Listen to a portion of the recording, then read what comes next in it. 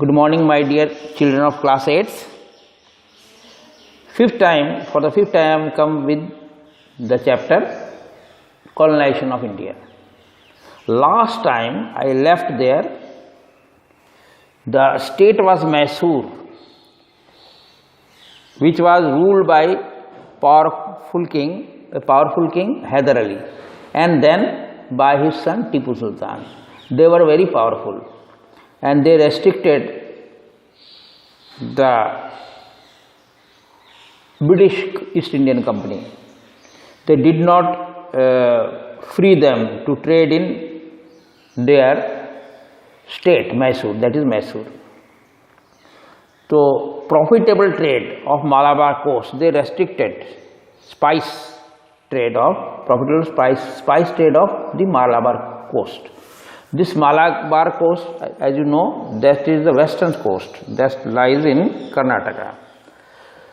So they ruled over 1761 to 1782, that is Hyder Ali, and his son 1782 to 1799. 4 wars were fought between British East India Company and Mysore. They were known as, I have told you earlier, they were known as Anglo-Mysore Wars. Anglo-Mysore Wars. They were fought between 1767 to 1799. ये 32-33 साल तक ये Anglo Mysore युद्ध चला, अलग अलग phase पे। पहले इसकी लड़ाई लड़ी, 4 वार्स हुए थे। First Hyder Ali fought against British, then his son Tipu Sultan. So in this way 4 wars were fought between. Now I told about the first war, first Anglo-Indian war. Here Hyder Ali gave a crushing defeat to the British. बुरी तरह British को हराया, और यहाँ पर एक treaty हुई मद्रास की, ये ध्यान रखना पड़ेगा। Treaty of Madras was signed after first Anglo Mysore war. तो ये मैं बता चुका हूँ। फिर 1770 में मराठास ने जब अटैक किया मैसूर को, मराठास, ये भी इंडियन, ये वेस्ट की तरफ है मराठास, महाराष्ट्र के, जब मैसूर को अटैक किया, लेकिन British forces did not help them. Mysore को ब्रिटिश फोर्स से एज पर एग्रीमेंट हेल्प करना था, जो ट्रीटी हुई थी, लेकिन उन्होंने किया नहीं। इससे हैदर अली गुस्सा आ गया और उसने ब्रिटिश को भी हरा दिया। ये पोलीलूर की बैटल में हरा दिया। और 1782 में हैदर अली मारे गए चित्तूर की लड़ाई में, अंग्रेज से लड़ते हुए काम आए, शहीद हो गए 1782 की लड़ाई में, 1782 में चित्तूर की लड़ाई में। लेकिन उसके लड़के टीपू सुल्तान ने लड़ाई जारी रखी और सेकेंड एंग्लो मैसूर वार 1784 में ख़त्म हो गया, और वहाँ पर ट्रीटी ऑफ मैंगलोर साइन हुआ। मैंगलोर कर्नाटका में। पहला वाला था ट्रीटी ऑफ मद्रास, अब हुआ treaty of Mangalore after the second Anglo Mysore war. अब यहाँ मैंने कल छोड़ा था, अब आगे चलते हैं। The third Anglo-Mysore war was a result of Tipu's attempt to restrict the British spice trade on the Malabar coast and his increasing proximity to the French.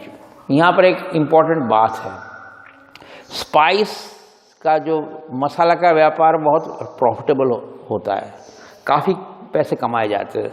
तो टीपू सुल्तान ने इसके रेस्ट्रिक्शन लगा दी ब्रिटिश ईस्ट इंडिया कंपनी पे कि आप यहाँ पर आप स्पाइसेस का मालाबार कोस्ट पे व्यापार नहीं कर सकते। और टीपू सुल्तान ने अपनी करीबियाँ बढ़ा ली फ्रेंच के साथ। French were rivals of British, तो जो फ्रांसीसियों के साथ उसने अपनी दोस्ती बढ़ा ली ताकि ब्रिटिश को दूर रखा जा सके। तो ब्रिटिश के उस टाइम लॉर्ड कॉर्नवालिस थे, लॉर्ड कॉर्नवालिस थे ब्रिटिश के, जो यहाँ गवर्नर जनरल थे उस time, and supported by the Nizam and the Marathas. Nizam Hyderabad के थे और मराठाज, ये तीनों मिल गए। तो ब्रिटिश कॉर्नवालिस बहुत चालाक था, 2 इंडियंस को, निज़ाम को और मराठास को मिला लिया, और तीनों ने मिलके तीनों की कंबाइंड फौज ने टीपू को हरा दिया, टीपू सुल्तान को, और ऐसा हराया कि उनको बहुत ही उसको बड़ा फाइन पे करना पड़ा। ही हैड टू पे ह्यूज फाइन। टिपू सुल्तान को बहुत बड़ा जुर्माना भरना पड़ा and A part of his kingdom, और अपने राज्य का कुछ हिस्सा भी उसको छोड़ना पड़ा। ऐसी ट्रीटी होती है, जब कोई हारता है तो उसके अगेंस्ट में ट्रीटियाँ होती है। While 2 of his sons were taken hostage by the British, जबकि उसके 2 और लड़के थे उसको लेके ब्रिटिश ने होस्टेज बना लिया, बंदी बना लिया। देखिए यहाँ पर एक फोटो दिया है एंग्लो मैसूर वार की, अब देख सकते हैं ये एंग्लो मैसूर वार की पेज नंबर 19 पे एक दिया हुआ है। Governor general Lord Wellesley proposed that Tipu should accept the subsidiary alliance. तो मैं आपको बताऊंगा सब्सिडियरी अलायंस क्या होता है। उसके एवज में 3-4 मद होते हैं, वो बहुत ही एक ढंग से हड़पने का तरीका है राज्य। तो वो चाहते थे, उसके बाद लॉर्ड कॉर्नवालिस के बाद लॉर्ड वेल्जली आए, वो चाहते टीपू सुल्तान साइन कर दे सब्सिडियरी अलायंस पे, जिससे धीरे धीरे स्वतः मतलब उसका शासन सब्सिडियरी अलायंस के अंतर्गत तो धीरे धीरे सारी पावर खो जाती है देशी राजाओं की, और सब पे अंग्रेजों का अधिकार हो जाता है। सब्सिडियरी अलायंस के बारे में मैं जब आएगा तब डिस्कस करूंगा। तो वो चाहते वेल्जली कि टीपू सुल्तान साइन कर दे। Tipu outrightly rejected his proposal which led to the 4th Anglo Mysore war. Tipu ने सरासर उसको मना कर दिया कि नहीं, मैं नहीं करूंगा, क्योंकि उसको पता था अगर उसने साइन कर दिया तो उसका राज भी हड़प लेंगे अंग्रेज लोग। तो उसने 4th एंग्लो मैसूर वार इसका रिजल्ट हुआ। तो नहीं माने, टीपू माने नहीं, तो it resulted war that is known as 4th and last Anglo Mysore war. लेकिन उसी वार में टीपू सुल्तान खत्म हो गए in 1799, defending his capital Srirangapatnam. Srirangapatnam Tipu की कैपिटल है, श्रीरंगापट्टम टीपू की कैपिटल है। तो वहाँ पर ये मैसूर जो स्टेट है ना, कर्नाटक में मैसूर शहर है, उसके पास है श्रीरंगापट्टम। तो वहाँ उसका अपना किला है। टीपू सुल्तान ने वहाँ बड़ी अच्छी किलाबंदी कर रखी थी, लेकिन वो अंग्रेजों से लड़ाई में वो वहाँ शहीद हो गए टीपू सुल्तान। जैसे उसे फादर शहीद हुए थे, इस तरह वो चित्तूर की लड़ाई में इस तरह लाइकली श्रीरंगापट्टम को डिफेंड करते हुए वहाँ शहीद हो गए। इस तरह टीपू वहाँ उनका अंत हो गया। After Tipu death the British annexed his kingdom, जैसा होना था उसका राज को पूरा ब्रिटिश ने अपने अंडर में ले लिया। Placed Mysore under Wadiyar. वाडियार वहाँ की एक क्लैन थी पुरानी, कभी उसने डिनेस्टी थी जो कि राज किया होगा। उसने सब्सिडियरी अलायंस को उससे साइन करवा लिया और फिर उसको हमारा जो ये भी ख़त्म हो गया। मैसूर का स्टेट का जो रेजिस्टेंस दिया था, इसका विरोध भी मैसूर स्टेट टीपू सुल्तान के मरने के बाद लड़ाई में श्रीरंगापट्टम में जब वो ख़त्म हो गए, उनकी मृत्यु हो गई, उसके बाद ब्रिटिश का एक रोड़ा और हट गया। उसके बाद और आपको पता मराठास आएंगे, ये भी काफ़ी स्ट्रॉन्ग थे। Next we will read about Marathas, और उसी में बाद में सब्सिडियरी अलायंस के बारे में मैं बताऊंगा आपको। After their defeat in the 3rd battle of Panipat in 1761 the Marathas became week. अब मराठास की स्टोरी आपको पता ही है, शिवाजी इनके नायक थे। तो काफ़ी शिवाजी गुरिल्ला वारफेयर करते थे, पीछे से घात लगाना, बहुत ही चालाक थे। और उनके उसमें मराठास ने बहुत ही उन्नति की थी। औरंगजेब के लास्ट मुगल किंग थे वो, लास्ट नहीं सॉरी, औरंगजेब जो मुगल किंग थे पावरफुल, उनको काफ़ी नाको चने चबा दिए थे उसने, शिवाजी ने। तो शिवाजी को अभी बहुत मानते हैं वहाँ पर महाराष्ट्र में। तो शिवाजी के बाद भी काफ़ी स्ट्रॉन्ग रहे। पेशवा के अंडर में आ गए थे। पेशवा जो है वहाँ पे मिनिस्टर है, वो भी बड़े पावरफुल होते हैं मराठास के अंदर। Peshwas after Shivaji the Marathas they came under Peshwa. तो उन्होंने एक लड़ाई लड़ी, 3rd बैटल ऑफ पानीपत 1761 में हुआ था। 3rd बैटल ऑफ पानीपत ये आपका हुआ था पेशवा बाजीराव में और अहमद शाह अब्दाली में, अहमद शाह अब्दाली की और बाजीराव में हुआ था। उसके बाद से वीक पड़ गए थे क्योंकि इसमें हार गए थे मराठास लोग, वो जीत गए थे अहमद शाह अब्दाली। ये आपको पढ़ेंगे थर्ड बैटल ऑफ पानीपत में, बुक में मेंशन नहीं है। There MH different seats of Marathas power under different dynasties such as Gaekwad, Holkars, Bhosle and Scindias.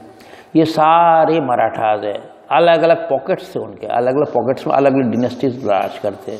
Maratha जो थे तो ये सारे मराठा के अंडर में आते। गायकवाड़ है एक, इनके अलग एक जगह थी जहाँ गायकवाड़ का चलता था, होलकर्स का चलता था, दूसरे का भोसलेस का चलता था और चौथा सिंधियास का। They were held together into a confederacy under Peshwa, principal minister, जो कि प्राइम मिनिस्टर कह सकते हो। ये सब के सब एक पेशवा जो मैंने बोला था काफ़ी पावरफुल इनके अंडर में है होते थे। ये गायकवाड़, होलकर, इनका अलग अलग छितराए हुए थे मराठास का प्रशासन, अलग अलग पॉकेट्स से, जिसको यहाँ सीट्स लिखा हुआ है। तो ये है, तो इनकी जो वो थी पेशवा की, पुणे में थी। जो पेशवा जो प्रिंसिपल मिनिस्टर जो, या आप कह सकते हो प्राइम मिनिस्टर मान लो, चीफ मिनिस्टर मान लो आजकल के, तो वहाँ उनका वहाँ पर पुणे में उनका था बेस, हेड ऑफिस पुणे में था। After the 1770s the power struggle among the Marathas chief intensify. आपस में जो सरदार, मराठा को सरदार आपस में लड़ने लगे। ये एक विडम्बना है, हमारे आपस में लड़ने लग जाते, इससे दुश्मन को मौका मिल जाता है। मराठास खुद ही इनके पावर स्ट्रगल होने लग गया।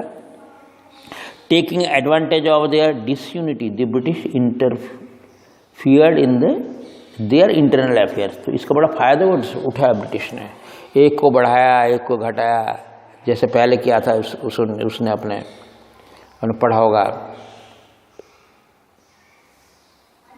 बिफोर दैट इन प्लासीज, वहाँ भी तिकड़मबाजी खेली थी लॉर्ड क्लाइव ने सिराजुद्दौला के अगेंस्ट। ऐसे ही नहीं यहाँ भी खेला।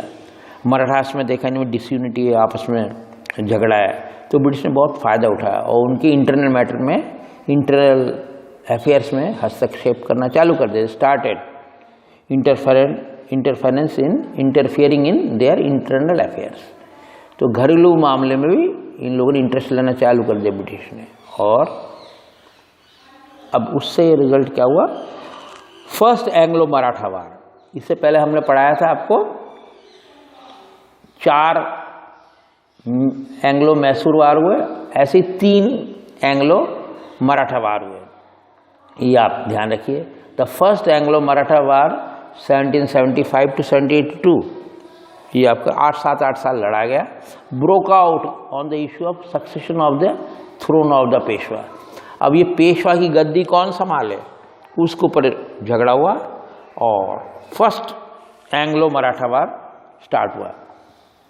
The clash involve Madhav Rao two, supported by Maratha chiefs under the leadership of Nana Phadnavis on the one hand and the Raghunath Rao supported by the British on the other hand. तो यहाँ 2 की लड़ाई हुई। माधव राव टू पेशवा के लेना चाहते थे पेशवा की पोजीशन, गद्दी, और रघुनाथ राव, ये दोनों के बीच में झगड़ा हुआ। तो माधव राव टू को सपोर्ट किया मराठा के चीफों ने, नाना फडणवीस ने, और रघुनाथ राव को सपोर्ट किया ब्रिटिश ने। तो ब्रिटिश ने रघुनाथ राव को सपोर्ट किया, उसको किया नाना फडणवीस। तो ये हुआ माधवराज टू और फडणवीस का क्लैश हुआ, तो रघुनाथ राव के साथ, जो कि ब्रिटिश ने सपोर्ट किया था। The United Maratha chiefs defeated the British force. लेकिन यहाँ अच्छा हुआ मामला, यहाँ जो कंबाइंड मराठा फोर्स ने हरा दिया ब्रिटिश फोर्सेस को। However the British forces captured Ahmedabad and Gwalior. लेकिन इसमें ये लोग मराठा का जो स्ट्रॉन्ग होल्ड था अहमदाबाद ग्वालियर, उनको कैप्चर कर लिया ब्रिटिश ने। In 1782 peace was concluded by the treaty of Salbai. Salbai में एक ऐसा एक पीस हुआ, शांति, एक शांति का एग्रीमेंट हुआ। लड़ाई के बाद जो होता है हर बार, एग्रीमेंट कह लो, ट्रीटी कह लो, कुछ भी कह सकते हैं, ऐसे एग्रीमेंट हुआ, इसको कहते हैं treaty of Salbai. The British recognise Madhavrao two as the Peshwa. तो ब्रिटिश ने माधवराज टू को पेशवा मान लिया गया। तो मतलब उसको मान लिया गया माधवराज टू को, क्योंकि वो हार चुका था, जिसने उसको जो रघुनाथ राव को हार चुका था सपोर्ट, तो उसको मान लिया ब्रिटिश ने मराठा के माधवराव को टू को। तो क्या हुआ, the second Anglo Maratha war, I have come to page number 20, second Anglo Maratha war 1803 to 1805। अब 18th सेंचुरी आगे 1803 से 1805 में चला second Anglo Maratha war. Happened because the British under lord Wellesley tried to impose a subsidiary alliance on the Scindias and Bhonsle. इन्होंने भी subsidiary alliance लगाया भोसले और सिंधिया से, जो कि बड़ा खतरनाक था। पूरा उनका एक दैट वाज कह सकते कॉन्स्पिरेसी थी, सब्सिडरी अलायंस में साइन कराओ के उसका राज्य अपने राज्य में मिलाने का एक षड्यंत्र था। They registered and declared a war on the British, उन्होंने इसका विरोध किया जैसे टीपू ने किया था, इनने भी विरोध किया और सेकेंड एंग्लो मराठा वार हुआ between under British ruler lord Wellesley, he was the lieutenant general, और सिंधियाज और भोसले में हो गया, आपस में दोस्ती हो गई क्योंकि कंबाइंड फोर्सेस से इसकी लड़ाई हुई। They were eventually defeated and had to accept the subsidiary alliance as well as part with the territories of Ahmednagar and Broach. ये अहमदनगर बरोच है, बरोच आजकल शायद I think it is in Gujarat में, और Ahmednagar I think it is in Maharashtra. तो अहमदनगर और बरोच का इलाका उनको छोड़ना पड़ा, साथ में उनको साइन करना पड़ा सब्सिडरी अलायंस पर, किसको, सिंधियाज को और भोसले पर। इस तरह से इसका भी एक जो रोड़ा था ये भी हटा दिया ब्रिटिश ने, ये मराठास का। The British also attacked the Holkar ruler of the Indore, ये होलकर जो इंदौर में ये मध्य प्रदेश में इंदौर है, वहाँ रूल करते। होलकर्स और ऑल्सो मराठास, होलकर्स पे उनने हमला कर दिया था।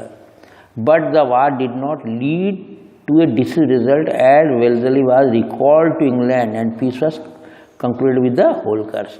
तो क्या हुआ था कि वेल्जली बीच रास्ते में ही उनको बुला लिया गया इंग्लैंड में, और ये कोई इसका परिणाम नहीं निकला, और ये होलकर तो पीस हो गया इंग्लैंड और होलकर्स के बीच में, ये कोई परिणाम तक नहीं पहुंचा। In the third Anglo Maratha war 1817 to 1890, Peshwa Bajirao two tried to unite the Maratha chiefs against British. तो उसने, ये भी पावरफुल थे अपने हिसाब से, बाजीराव टू, इनने कोशिश की मराठा के सारे सरदार मिल जाए और ब्रिटिश को एक यूनाइटेडली एक उनको वो दे, एक झटका दे। हाउएवर मराठास फोर्सेस लॉस्ट, लड़ाई तो हुई लेकिन हार गई Marathas force. The office of the Peshwa was एबोलिश्ड, Peshwa का उसने ख़त्म ही कर दिया, पूरा उसकी जो पावर वगैरह उसका ख़त्म ही कर दिया post. Bajirao two was depose, उसकी छिन गई। And pension off to Bithoor near Kanpur, Kanpur के पास बिठूर है, वहाँ उसको बंदी बना लिया गया और वहाँ को उसको पेंशन दिया गया। All his kingdom as well territory other Maratha chiefs annexed by the British and they were not allowed to maintain an army, सारा उनका राजपाट छीन लिया गया और उसको इसको आपको आर्मी में मेंटेन करने के लिए मना कर दिया गया कि मराठा से लोग they are not allowed to maintain army। अब देखिए यहाँ पर कुछ देखना पड़ेगा, अलग अलग ब्रिटिश लॉर्ड्स ने अपना अपना फैलाया, कैसे अलग अलग ढंग से फैलाया। एक तो बहुत बड़ा था सब्सिडियरी अलायंस था, उसके बारे में मैं डिस्कस करूँगा, लेकिन पहले थोड़ा सा ये बता देता हूँ उनका कैसा तरीका था। एक लॉर्ड वेल्जली आए थे, जो मैंने पहले लॉर्ड कॉर्नवालिस के बाद आए थे लॉर्ड वेल्जली, 1798 टू 1805 तक थे इंडिया के अंदर।